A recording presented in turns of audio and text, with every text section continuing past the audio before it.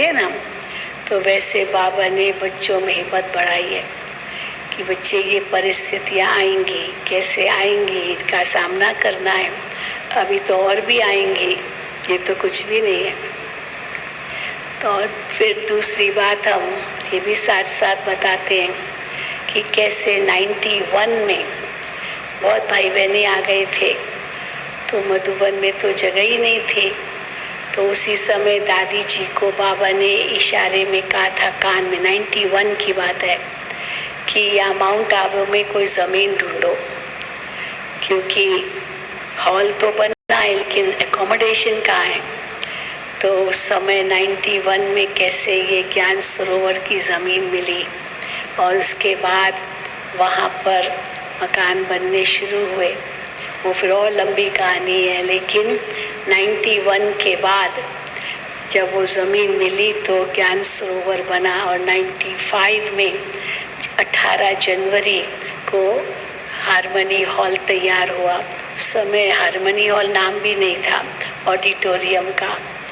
तो बाबा उस समय जब 18 जनवरी 95 में ज्ञान सरोवर के हॉल में आए थे और देखा कि इतने भाई बहनें आ गए हैं, तो चलो अकोमोडेशन तो थी वहाँ, जो थोड़ा बहुत बना था तो वहाँ रहने की व्यवस्था थोड़ी थी, लेकिन हॉल तो छोटा पड़ गया।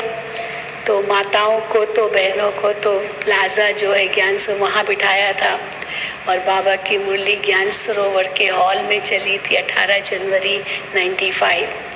और बाबा बाहर निकले हॉल से और प्लाजा में गए, वहाँ माताओं को दृष्टि दी, क्योंकि मुरली तो सुन सकते थे, और माताओं को दृष्टि दी और झंडा लहराया।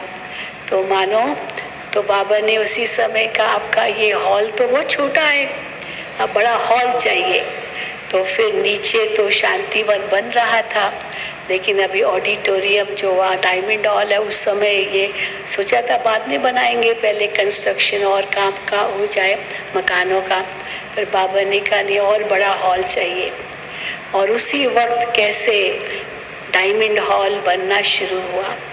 तो हम कहते हैं कि पांडव भवन को बनने में 30 साल लगे, 30 साल।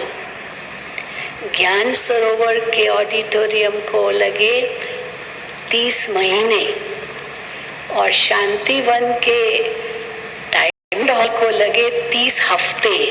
तो देखो हाँ कैसे बाबा उसके बाद फिर डायमंड हॉल में आने लगे, और वही साल डायमंड हॉल का उद्घाटन हुआ और उसी का नाम डायमंड जुबली हॉल रखा, क्योंकि 96 में फिर उसका उद्घाटन हुआ। लेकिन वो